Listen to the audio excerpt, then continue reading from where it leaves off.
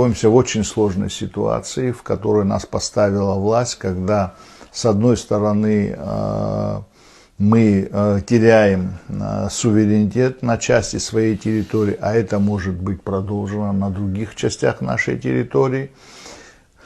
И особенно есть вообще угрожающий национальной безопасности закон о апартаментах. И поэтому нам нужна здесь такая общественная поддержка, широкая общественная поддержка для того, чтобы двигаться дальше, для того, чтобы сохранить стабильность в нашей стране, сохранить те завоевания, которые мы кровью своих сынов, лучшей части своего народа добились.